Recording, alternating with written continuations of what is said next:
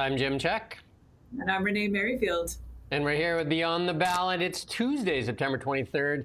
And the big argument that's been going around the world for a while, the Biden administration, Trudeau and all that stuff. And it's kind of like, and I think today it really came to a head, this globalism versus nationalism. If you look at the left, the MAGA, they use MAGA and they kind of like paint it as a bad thing, make America great again. Obviously a very nationalist movement, right? And then the globalist view is this open borders and all that stuff, which has been going on in the United States and including in Canada. We see with migration and stuff like that here. But Carney has played the nationalist when he needed to, elbows up as a nationalist campaign, wrapped the flag around himself during the campaign. So they use it when they seem to use it. But I think the big point, though, is at the UN speech, Donald Trump minced no words and basically called out many of the globalist kind of ideas and called out even the use of the United Nations. And I think that that's going to have a tremendous impact, because I think that message right now resonates more with the citizens than does the message that we're all, supposed to be this, united, a united colors of Benetton, as it were. I just don't think that is resonating anymore. You look at the unrest that's going on around the world. You look at the amount of rioting, at the amount of outcry when it comes to issues like immigration and being overtaken culturally, or about the amount of asylum seekers that are happening in Western nations. So I really think that some of this outrage, some of the social media posts that I've been seeing on my feed are pretty alarming, and the globalism front is really taking a hit. Yeah, because we can see the countries that really adopted globalism or pitched it really hard. And then we look at the economies and we're going to see some of that evidence. And I think that the reality is what most, like middle America, middle Canada, the middle class is really feeling I would say anything other than the elite class.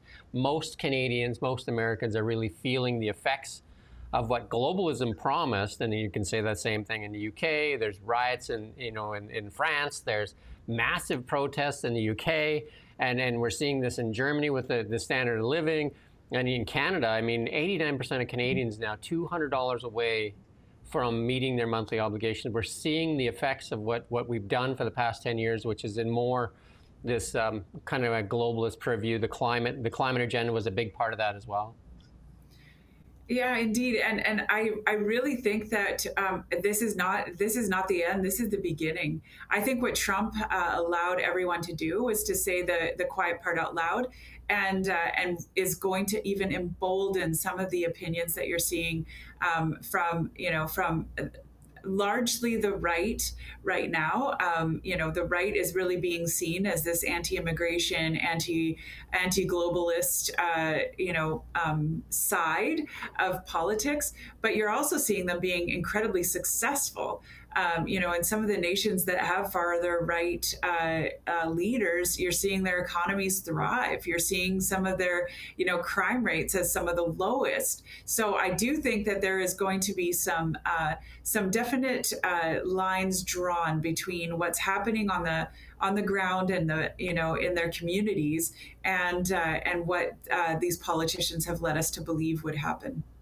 Yeah, the pitch was that they were going to bring people up out of poverty, that this was going to kind of be a, like a globalist kind of view. Everybody's going to kind of get lifted up. But what it's actually done, though, is actually brought people down. Like if you take a nation like Canada that was very rich and had a high standard of living, it's actually been dragged down as opposed to bringing people up, right? So it's actually hurt nations like Canada, hurt nations like the United Kingdom, hurt nations like France and all that, and they're the ones that have adopted it at an extreme level. And some of the things that Trump said in his speech, though, was that. The UN, what purpose does it have? They're supposed to help stop wars. He claims to have stopped seven wars, and that the United Nations didn't even help him at all and wouldn't even write a letter for him, and that they actually were funding migration into the United States when, the Biden administration claimed for 4 years that they were trying to seal the border, but blamed it on Congress, that Congress wouldn't help seal the border, where Trump did that in because the reality is Trump did it, what, in 30 days, 20 days? I don't know, like right away. And then you find out that the UN, according to Trump, has been funding people to kind of come into the United States, giving them credit cards and all that kind of stuff. It was actually infiltrating their nation. And then, like he went after them too on the Ukraine war, saying you're trying to get the war to stop, but then you're feeding the Russian machine with buying Russian energy, because they kiboshed their own whole energy kind of like pipeline. When Trudeau had a lot to do with that too, by not selling LNG to the Europeans and all that stuff. It's just kind of like they seem to be at odds with what they say. They say one thing, but then their actions kind of do another thing. Yeah, and I can't tell you that Trump has actually stopped 7 wars. I would probably take exception with that claim. But what I will say is that he is drawing attention to the hypocrisy that exists, and in how the UN has been somewhat disingenuous with its intentions versus its actions. Now, as you know, I'm a big one, to look at the actions, and that's where you're going to find what the true intention is. And I think he's drawing it. I think he's drawing that out and saying, hey, look, you guys are doing this, which means you're no longer relevant. Because you're not doing these other things. I think he's got a huge point. I think that it's going to resonate with people. I think that you're going to see lots of social media posts about this particular one. And if I were Carney right now, wow, what is he doing? I mean, he's going out there and basically trying to be friends with the UN at a time that is not the most popular thing to be doing. And also, really juxtaposing himself to Trump. Which is, again, if you're trying to negotiate with the man, it's certainly not a good tactic to use at this point. So I'm very confused as to what he's actually trying to accomplish with some of the tactics that he's using right now. And the only thing I can think of is that he's ignorant and doesn't understand the ramifications of some of his actions. I think perhaps maybe his ego is playing a bit of a role in this, because this is his peeps. This is the UN there, that's the peeps, like the administration, the bureaucracy. He's being treated like a rock star there, because Canada is kind of like the flag bearer for this globalist kind of movement. And Mark Carney was also part of that World Economic Forum. He was one of the leaders in that as well. And I think also one of the leaders in climate change, which was their big agenda. So I think like he's getting out there, he's getting the applause, he's getting that treatment there from the people that kind of in that administration of the UN. And I think he's just kind of, some of the stuff he's saying. The 2 biggest economies in the world, China and the United States, we have trade wars with, and like the canola one, it's really bad. I mean, the canola growers are now saying they want like almost $2 billion in compensation, but I mean the only canola buyers are the Americans and the Chinese, and then we're at odds with both of them. Oh, it's horrific right now. So Carney does not have plan B, and we don't have anyone else to sell to. And we do have full industries that are being harmed. The whole globalism, initiative is not good for Canada, largely because it suppresses energy resource sectors. That is, it's key to our success. And it's key to the success of other countries, which is why the EU is taking it on the chin right now, because they don't have energy and they're trying to get it from Canada and instead getting it from the US and from Russia. Like, I think, which are the 2 largest economies in the world. No, really, China is larger than Russia, but certainly fueling a war is definitely happening with the EU buying Russian energy. So, I mean, honestly, it is such a mess. It is time for a reset button. You're seeing the rioting. You're seeing people say enough is enough. We want to have prosperity. We want to be able to feed our family. We want to have, know where our next paycheck's coming from. And right now, Carney is not giving us a path forward on that. And in fact, I think his budget's going to be worse than what we could ever imagine. And I think one of the big statements that Trump made, I mean, he's several statements. I mean, I would advise people to go and watch the full thing, just watch and listen to some of the key points in there. One of the things he said there was that he called climate change the greatest con job ever perpetuated and a scam.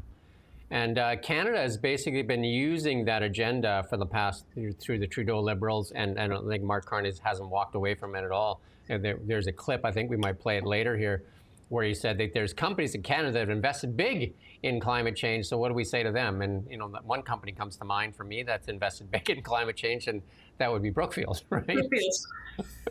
Yeah, in fact, I saw on X this morning just a side-by-side quote from him and it was actually his UN speech, and then it was a quote that he had said at Brookfield's shareholder meeting, and so it was like from 2020 and 2025, but they were almost identical. I mean, and we're seeing the shift. There was a lot of pressure on the banks in Canada, if we take it just from a Canadian perspective. The big banks had all adopted these ESG goals and stuff like that, and every one of them walked away from that organization that Mark Carney was actually chaired. I can't remember the name of it now, some climate net zero or something. I think he was in charge of. You'd have to go find that thing. But all the big banks walked away from him. But in his platform, he said he was going to force them back in. Like I remember his election platform said he was going to force the banks back to adhere to that. So I haven't heard that hasn't come to be yet, but we're early on. He hasn't put his budget out there yet. And I guess the interesting part in this the UN thing was Trump arrives, him and Melania step on the escalator and it stops working. and he goes up there and the teleprompter doesn't work, and it's just like it's almost like our technical difficulties this morning, just like somebody didn't want him to do anything. So but he knows how to wing it anyway. I don't think Donald Trump needs much for teleprompter. No, in fact, told that same story over and over. I think some of his comms team actually feel like he could use more of a teleprompter in more. It's the GFANZ, so it's the Glasgow Financial Alliance for Net Zero. And you're right, they've all stepped away, they've all walked back, they have all done away with it, and it would be incredibly detrimental if they were forced to adhere to it at this point. You cannot put us on another uneven playing field. And what's going to happen is that more investment dollars are going to go to the States. It's just, it is a rapid exit to other markets right now, and that would force more dollars outside of Canada. And then the other thing that Mark Carney has done in the last couple of days, which is odd while we're trying to work out a trade deal, the timing doesn't seem to work so much. Recognizing the state of Palestine along with the UK and Australia. And it seemed like the UK and Canada put out that statement at the same time, including Mark Carney using the British spelling of recognize. And so obviously it might have been a cut and paste from the United Kingdom. And then Trump coming out and saying that it just emboldens as a reward, and that Hamas actually came out and said that they said, see, this is part of our victory, and it was actually used right away almost against or as a victory by justifying the October 7th event. And I think that, most of the political commentators that I've been watching so far have been very, very cautious about this move. I recognize that, with our allies like Australia and the UK, there might have been a temptation to go there. When I think about politicians who have really fought against that pressure, Stephen Harper comes to mind. He always had such a diplomatic, we're just going to be, more like Switzerland and be in the middle here. We're not going to choose one side. This is a particularly nasty, divisive war that I would have strongly recommended that Carney not take a side at this point, especially because they had a vote in the House, just in the 72 days that they were actually in the House, and it was denied. So I really believe that this was a poor political move at a time when our relationship with the U.S. is so fragile. There is no mistake which side the U.S. was. For us to choose the opposite really does not bode well for a direction on trying to get a trade negotiation solidified. And for what? Like, what is the gain? And again, Palestine does not have borders, does not have a capital, does not have, to actually call it a state. I don't know what that actually references. And Hamas is still in control. And until you don't have a terrorist, organization in control, I don't know how you actually make that case for it. So I think this is a really dangerous one. And I would have strongly, if I was advising Carney, I would have recommended that he not take this move at this time. Let me put it this way: Australia and the UK are not negotiating with Trump to the same extent that Canada has to right now. Well, UK has a deal. The United Kingdom has a deal. And Okay, then the other factor in that is, like, Canada, the parliamentary process. What surprises me is that he did this on his own. Like, he did this on his own. He didn't bring it because they're sitting, so there's no excuse not to do it and have a vote and have a discussion and allow Canadians, like the elected people of Canada, to have a say in this. He decided on his own. Yeah. And, the parliamentarians, I don't know if you watched the speech in the House I think it was yesterday, it might have been this morning even, but, it was at the end of it, at the end of each of his sentences, he said, "It's evil." And, I'll find the MP that delivered the statements. But I think it was a very powerful message, which basically was like, how can you choose one side? It wasn't even necessarily going, we should have chosen Israel. It was, how could you choose a side? And I thought it was very appropriate that the Conservatives had, a very racially identified MP deliver the message as well, so that it was, it wasn't casting judgment. So, like, Trump made a very, to the point, like, and he targeted certain groups, especially the European Union and that. But Ursula von der Leyen sat down with him right after that and thanked him for his commitment to alleviate the plight of Ukraine's missing children, and that they're going to work towards a better tomorrow together. And he really called them out for buying the oil and gas from Russia, which makes no sense at all, right? If you think about it, you're actually fueling the war. I mean, Trump pointed that out. It's obvious, but it's odd that our media doesn't pick up. You're actually giving Russia the money to fuel the war against Ukraine, the one that you say you're trying so hard to stop. Seems odd, no? It's very odd. It's very odd. And there is a definite, causal relationship between where Russia is getting funding for their war and the sale of their energy. So, good on Trump for drawing attention to the hypocrisy right now. It is horrific, and it needs to be spoken. Because, I think Putin would have stopped that war a long time ago if his economy was suffering. It actually helped his economy. Remember when they said they were going to crush his ruble, and then the actual ruble went up because Putin says you got to buy oil and gas in rubles. So they made the other countries buy rubles. So actually he ended up supporting his economy, and and he's been able to sell his oil and gas at higher prices because oil and gas went up through the roof after they started that war, right? So there was a time when oil and gas was actually it was like $10, and then it went down to negative for a bit there because there was so much oil and gas in the market they couldn't store it. So, wow. Yeah, and whether it's oil and gas or whether it's steel, the Russia-Ukraine war has definitely has increased the prices across the board, and it's everyone that's having an effect. If Canada had its energy for sale the way we should right now, Russia wouldn't be able to propel its war forward, but we don't.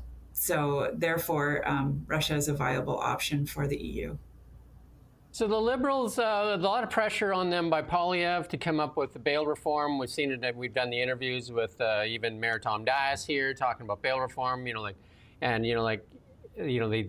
kind of catch and release. And in Kelowna alone, there's one offender that has like 230 plus cases, 32 failures to comply, 32 failures to appear.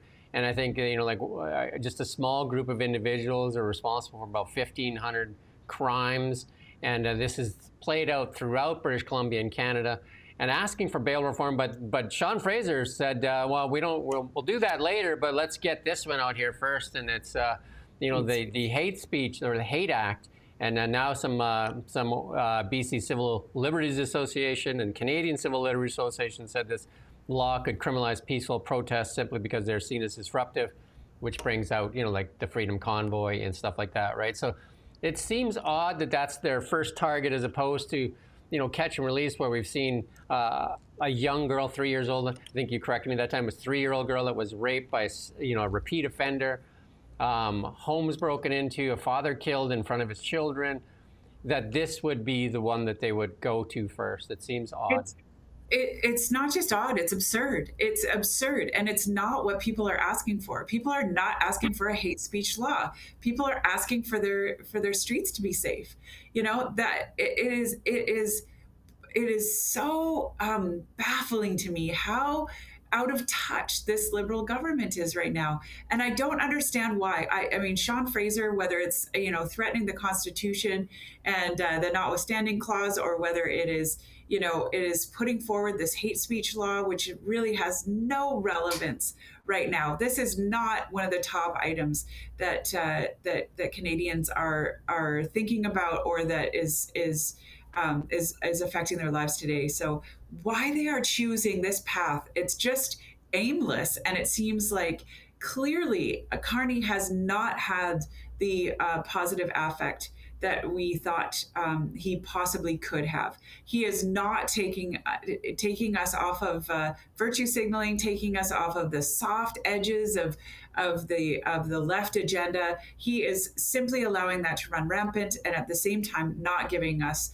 a vision, for an economy forward, and also possibly taking us down into a further deficit path, one that's going to invest for generations so that generations will have to pay back that debt. On the censorship thing, like, we have Bill C-18 that continues to crush local independent media in here, which is another way to censor, to have one voice, the CBC, which is a very biased voice. And then you add that with this Combating Hate Act, and then Google finally coming out and admitting that they were pressured as well. X said that, and then Facebook, Zuckerberg said that. Now all of a sudden Google coming out and says, yeah, that was wrong. We shouldn't have went after the right. I mean, you faced some of that censorship yourself. Daniel Smith was removed from the platforms. I mean, this was like kind of the thing that they actually loved. The left was really pushing hard to censor. Donald Trump was removed from almost all platforms at that time. And then even Mark Carney's speech there yesterday, I believe it was, he's talking about, Canadians don't want to wake up in the morning and read on X what Trump is doing, or read on Truth Social. They really don't like X. They really don't like X at all, because Elon Musk, like some people would say, he actually saved the world by taking over X, because that was the first crack in the dam, right? They had them all. They had all the big platforms. Elon Musk taking over that was a huge fight. That was the crack in the dam, and with Mark Zuckerberg coming out and saying that he was pressured. Now Google today, or yesterday, I think they said that they admitted to it as well. And taking the bans off of the YouTube accounts as well that were banned. I mean, I think that across the board, they're unleashing, and I think that people will be very surprised to know how many people actually believe in the same manner. I think that, it was very isolating. It was very, and you're right, Elon Musk, with X was pretty much the first to really unleash all of the voices that were feeling very isolated and alone. And not all of them are great. Don't get me wrong. I don't like, ones that, get vicious and nasty, but oh my goodness, it happens on both sides.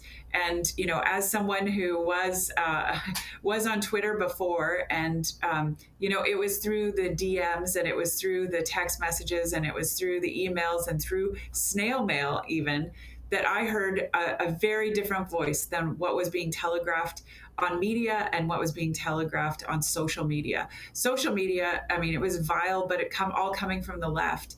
And the other voices were just saying, thank you for standing up for us, thank you for saying what we feel, and what can we do to support you. So I think that people are going to be surprised when the lid actually comes off at where the balance actually is. Yeah, and we did see evidence. I don't want to go too far down that route, but we did see evidence of when Jimmy Kimmel was apparently taken off the air, how the left lost its mind. But they were dancing in the street when Trump was taken off, and like many conservative voices were removed from platforms. They didn't seem to stick up for freedom of speech at that point. But I don't want to beat that thing to death. But we do have Mark Carney here talking about the climate agenda here and how important it is for the companies that have invested in it. And so they all of a sudden become in a position where they're quite advantaged. So if we took away the carbon tax, then they'd be like, wait a minute, we just made this massive investment and you didn't do it. That's first point. Second is we're diversifying away from the Americans. And guess what? The countries we're diversifying to care about this. We will not have access to the European market. We will not have access to the UK market and increasingly major Asian markets unless we are getting our emissions down. And then the third point is, guess what? The Americans change their mind every once in a while. And now apparently they don't care about it. They're going to care about it again. And we are going to put ourselves in a position where we leapfrog the Americans with respect to carbon competitiveness. Yeah. And that is good for Canada long term. I mean, obviously it's good for the planet, but it's good for Canada long term. And so This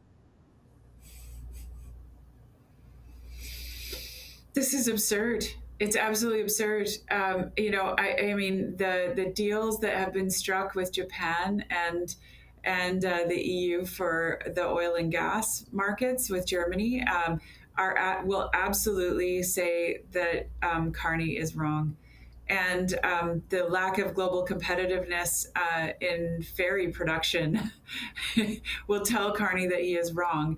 And the flood of dollars away from Canada will tell Carney that he is wrong. Like, I don't know how else to put this.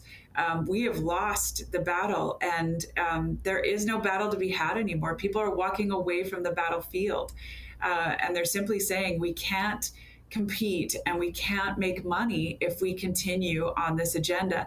The companies that are making money are the ones that profit from other companies having to abide by this agenda. It is not from companies that are actually in that space. Those companies are either subsidized by government or, making money through or going under even. They are not making money to the same extent as the companies that are not underneath all of the emissions caps that we see today.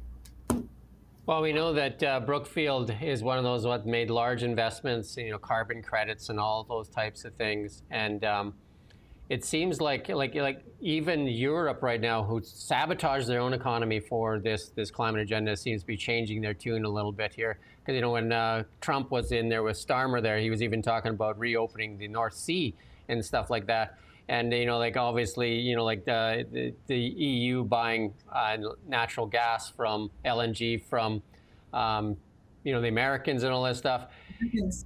So are the Liberals out of touch, or are they really just working on their own personal interests in this way? Because if you look at the documents for Stephen Guilbeault, who's one of the I guess you would call an extremist environmentalist in Canada that led our environmental policy, they still won't turn over those documents where there's alleged that there's a couple $100 million that were funneled into companies that he had influence over.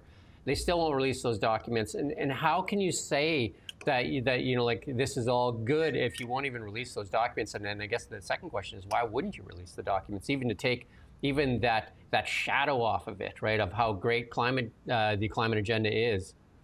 The only reason that you wouldn't release the documents is because you are hiding what's in them and you fear what's in them. That's the only reason. Otherwise, you would just release them because they're innocuous. And it's like the Epstein files. The only reason that, they all voted to not release them was because there's damning evidence inside of them. That's the only reason. I'm going to go back to this. Follow the money. You follow the money, you're going to figure out why, what the motivation is. It's not about power. It's about money. And absolutely, is this self-interest? For sure it is. We've talked about Carney's lack of, or his conflicts of interest, and they are so great. And someone said, why would you want to be the Prime Minister of Canada if you're independently wealthy and the head of Brookfield? The only reason that you'd want to do that is because you stand to benefit from it. And he's making sure that they benefit from it.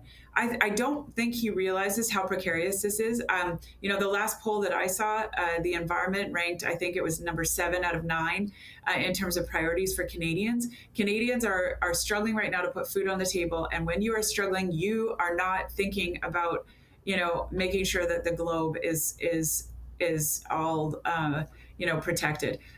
I will also say that the amount of information that has come out, and I wouldn't go so far as to say what and ally myself with Trump's opinion of this is the biggest con, but I would say that the reality is Canada could cease to exist tomorrow, and we would not make a tangible impact. 1.6% of the world's emissions are Canada's.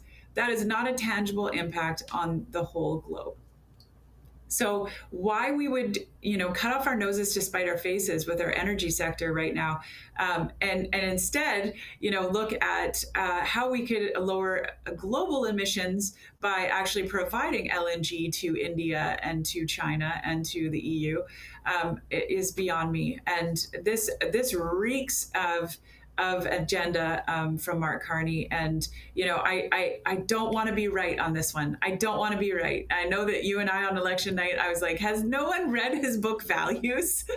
Like, he gave us his whole treatise as to who he is and what he's about. So I am so scared that this is the path that he takes us down again. But so far, he has not shown us any other direction. I guess in that little speech he made there, what he's trying to sell to Canadians is like this sacrifice is important because, one, he attacks Trump and says Trump won't be there forever. So he thinks it's going to go back to the way it was. That's saying that Rubio and Vance and them won't carry forward the agenda. And two, that Canadians need to make the sacrifice because otherwise we won't be able to deal with the European Union and that. But I mean, right now it's looking like if the Brits had an election today, Starmer's out. And the same thing goes for Macron. It looks, so then what is Canada going to be? Like, they say Canada's going to lead in this. Is Canada going to be the leader of one? Do you know what I mean? They're going to lead our economy into where we are looking, and we're going to show you some charts here in a bit, showing you where we've been led to for the past 10 years, where it has led us. And talking about oil and gas, here's a survey that was put out, Angus Reid survey, and it shows you what Canadians want.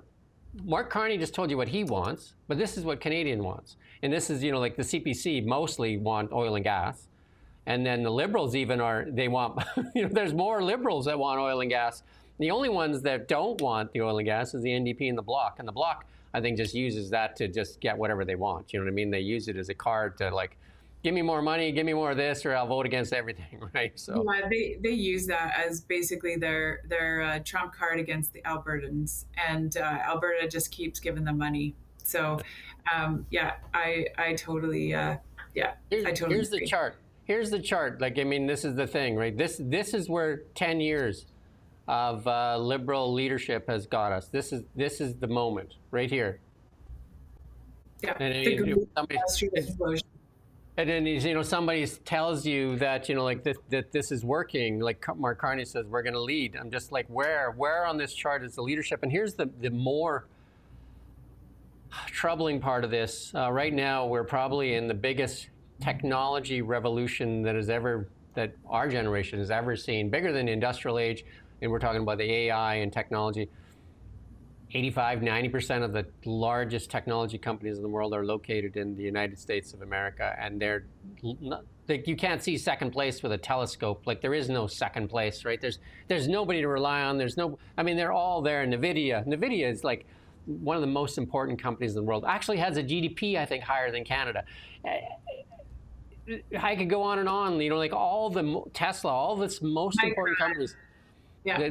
That Palantir, that the Canadian government seems to have taken up, like, confrontation with, right? Yeah, they seem to even want to have confrontations with Elon Musk, calling him a Nazi, and you know what I mean? Like, it just makes no sense in the world. Now they have fights with Meta, and then they have fights with, I don't know. I could probably rant on this, but just look at the chart. I saw a great graph, and it actually showed the top 5 companies in the U.S. and the top 5 companies in Canada on the stock exchanges, and it was, you're right, all tech companies on the top 5 on the U.S. And guess what were the top 5 in Canada? Oil and gas and resource stocks.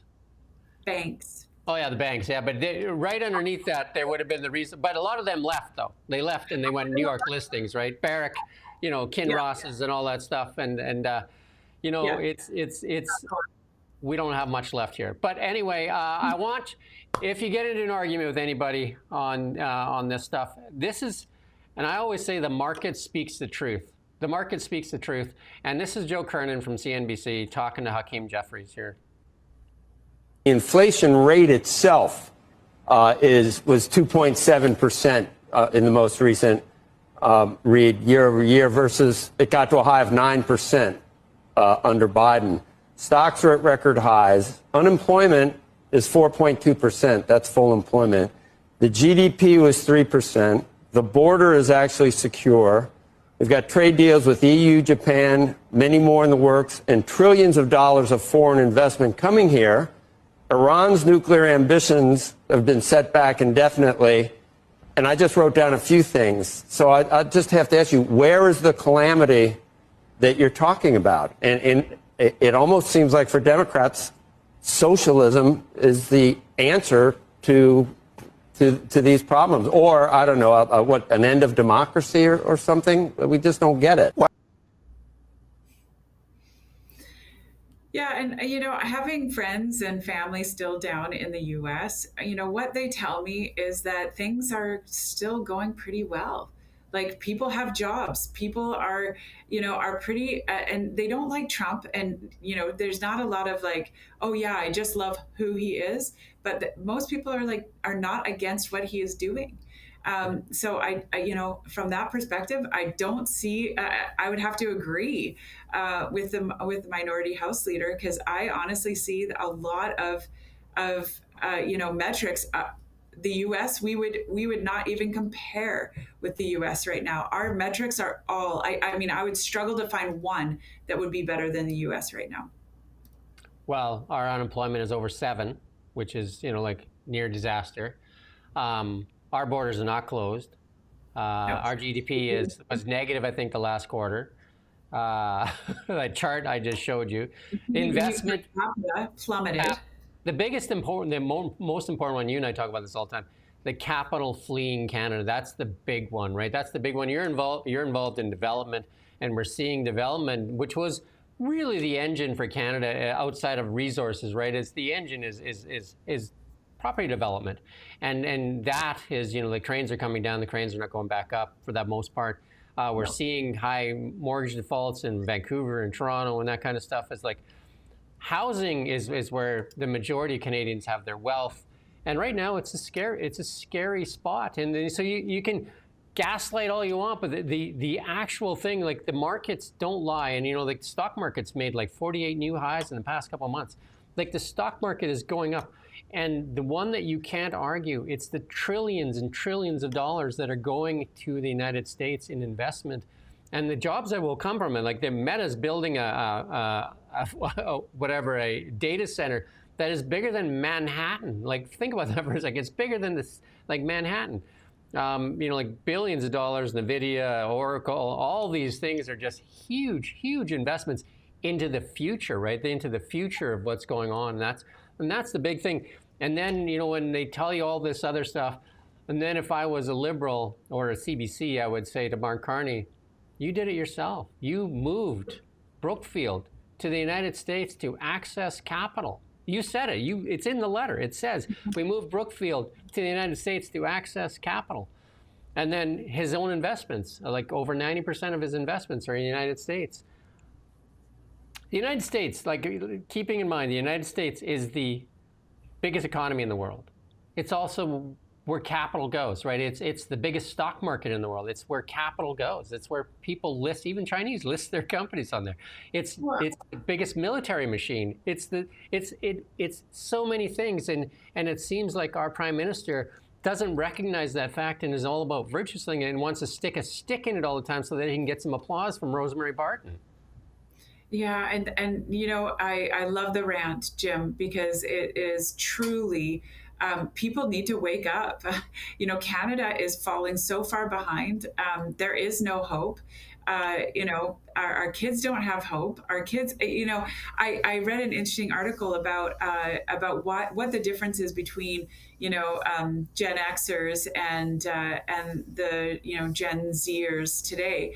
And in large part is because, Gen X and the millennials still had hope. They knew that if they worked hard, they were going to make it and get ahead and be able to buy a house, etc. And the Zers are no longer believe that. They don't believe that there is hope. They don't believe that if they work hard, they're going to get ahead and that they're going to be able to make enough money. That lack of hope is really, really destructive to a community, society, economy. So I think we're in very dire times. I know I've been sounding the alarm bell for for the last year and a half as we've gone through different markets, et cetera. But I think that this is going to get darker and that we have some really difficult roads ahead. And it's true. The U.S. their cost of living is lower, and they're doing better on their paychecks. I know I brought up Boise, Idaho before, but Boise, Idaho, the average house price is $435,000. House, not condo. Average house is $435,000, and the average income earner in Boise, Idaho, is $130,000. Like, it's outrageous. Just how great their standard of living is. And this is just as for people like I've been a CPA for a while. I mean, the markets, the stock market typically doesn't lie. Do you know what I mean? Like it's kind of like this indisputable truth, because where money flows is kind of where truth flows. You know what I mean? Like you can gaslight about an economy, you can kind of tell these things, like you can kind of make hyperbole, and you can all these things. But if you look at the actual thing that's happening, Mark Carney put his money in the United States. He put his company in the United States. Like you listen to what he says, and then you have to ask, who's he saying it for? Like, who's he trying to fool? Like, who's he trying to trick? And then if we look at the freedom of the press in Canada, he's saying it so that the pundits on CBC will applaud and kind of keep that base all kind of like coddled, and like they're just like, yes, he's going to fix things, and climate's the most important thing. For most people that can't pay their monthly obligations, have no dream of getting a home, all that. I think those are the most important concerns for a lot of people. It's the kitchen table stuff, and we talk about it all the time, right? If you can't put food on the table. And remember when Trudeau, just before he left, he said that, we know that it's tough, that you can't put food on the table and you can't pay your rent, but there's bigger things, more important things. Says the elitist as he jumps into a jet and jets off somewhere and eats off of your tax dollars, right? Yeah, and profits off of his foundation. I mean, he's so out of touch, but Carney is showing himself to be as out of touch as Trudeau. Yeah. And that's a scary thing. And then I was just going to bring it up. We kind of touched on it. The canola farmers are in really tough shape. Canola is a tough market, right? Canola is such a tough market to develop. It's not like, you just go sell it to anybody else. And China, the biggest buyers are China and the U.S. And, we're in a trade battle with both of them, and we don't seem to be trying to rectify either one of those situations. So no, I mean, the grains, these grains are actually created for these markets. It wasn't, it's not like they existed in large part before that. I mean, the great thing about the grain industry is that they can flip it next year and they could, do something else. But wheat is down as well because of these tariffs. So they're in fairly bad state right now, and Canada doesn't have money to bail out all of these industries that they're not dealing with the tariffs on. So I don't know what's going to happen here, but I would say, like, make a deal with China, get over it, get the I understand that the EVs tariffs are specifically to try and ally ourselves with the U.S. But right now we don't need to. Right now we need to survive, and I'd be doing something very different here, and at least giving another piece of leverage to ourselves. So I think this is going to go a very bad way, as all of these farmers are taking their crops off right now. Well, let's switch gears here a lot. This is a big one. This is I actually can't even believe it. This is the Vancouver Sun put this story out here. Eleanor Sturko booted from the BC Conservative Party caucus. And that was just after that John Rustad leadership review. And, my phone was lighting up last night. I was actually at a speaking engagement in Victoria, and my phone was just going nuts. And I was like, what happened? And then, as I opened my phone, I saw what had happened. So, honestly, this is a scary thing. I really believe that Eleanor Sturko is a sacrificial lamb. I personally know of 4 or 5 different individuals that are circling the wagons and starting to politic to really take John down. There was a great conversation and a great article by Rob Shaw that was put out as well. Rob Shaw basically said, yeah, you can silence one person, but really, if there's more, it's going to be very difficult. And you can win a leadership review, but with that little turnout, honestly, if he doesn't have the vote or the confidence of his caucus, it's not going to go far. I think John is in a dangerous place right now. I think that Eleanor might have said the quiet part out loud, but I don't think she is the only one. She even says in the article, well, I was just saying what other people are feeling, and are saying to each other. And as a leader, you want to know what your people are saying. You want to understand what the issues are at hand, and you want to be trying to solve them. And I don't think John's doing that. I think that what he's trying to do is just silence anyone through fear that wants to oppose him. This is really bad. It's going to be a bad politic because it's completely internal.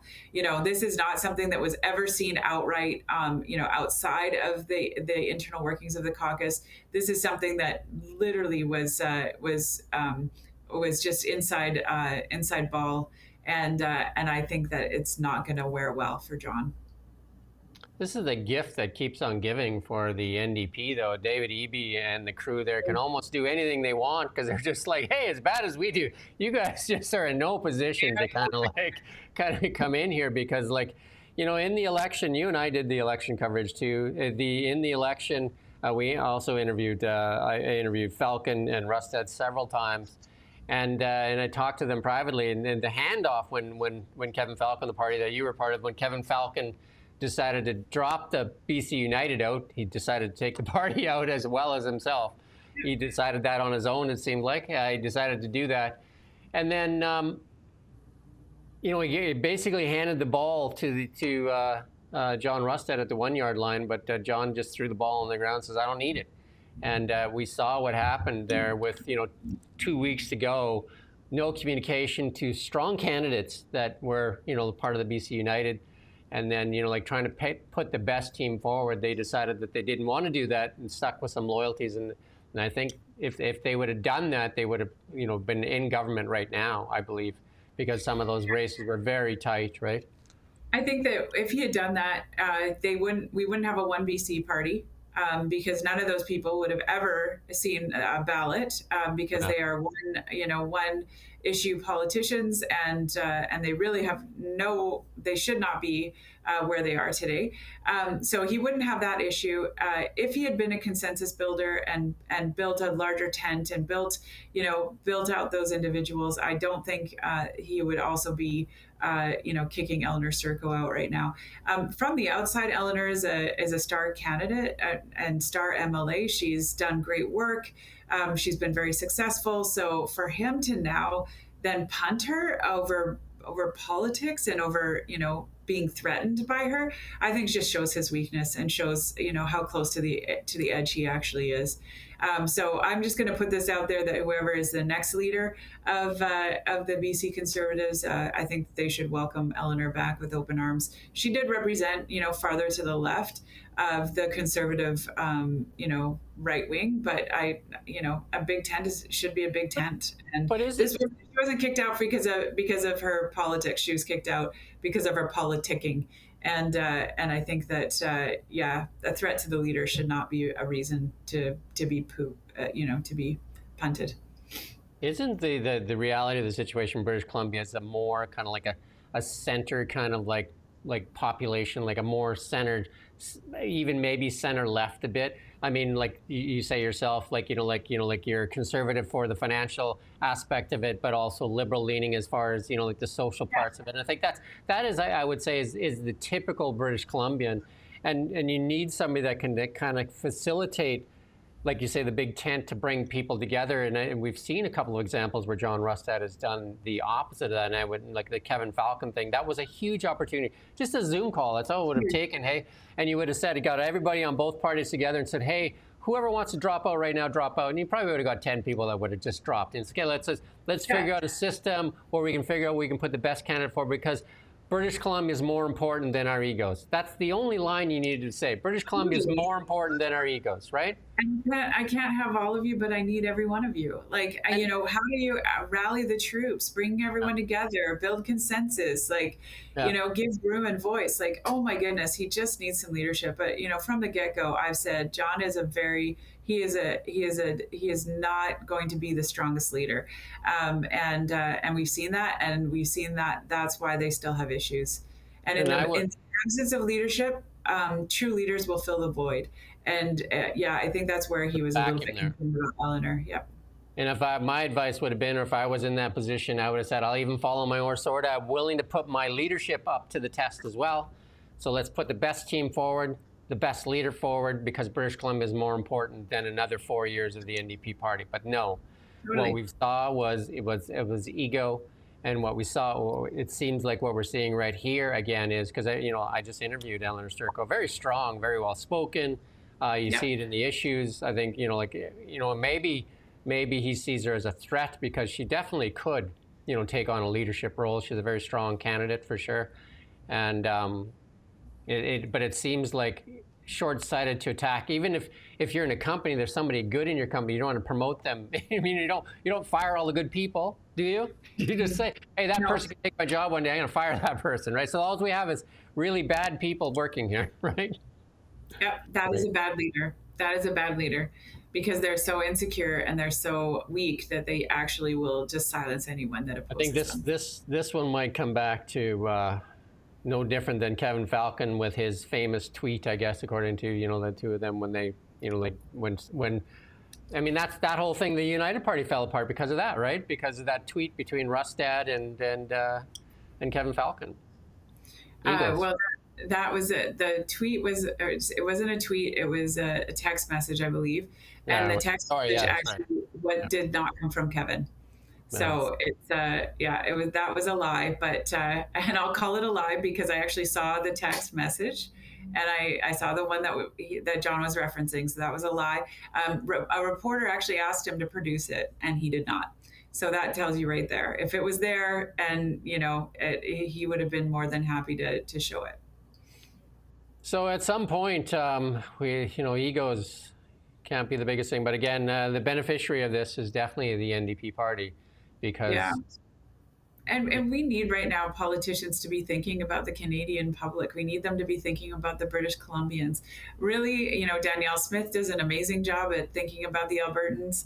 I would say that the Bloc Québécois do a great job about thinking about the... No denying that, right? No denying that. And, and you make a great point there because the Bloc looks after Quebec, right? I mean, the CBC and CTV try to label, and so do the Liberals, label NDP as well, label MAGA as this distasteful, horrible thing, right? Because it's like, MAGA is like a nationalist movement. The Bloc is a nationalist movement. It's literally a nationalist movement. That's all it is.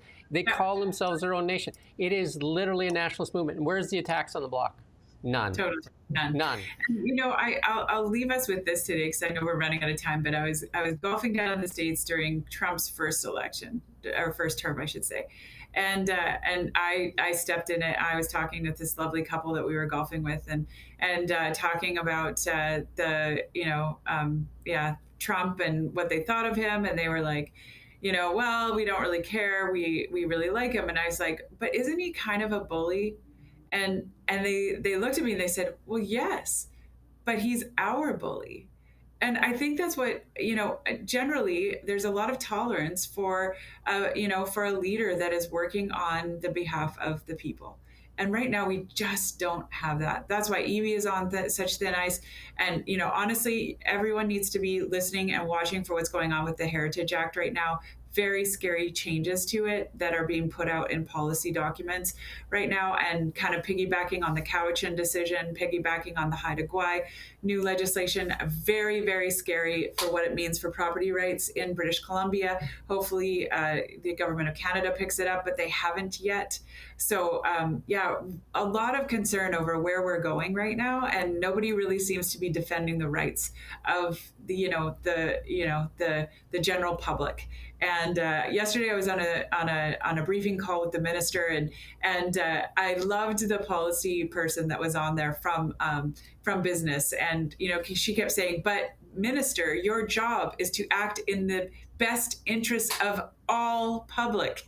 And I was like, wow, that's amazing that this has to be a reminder right now.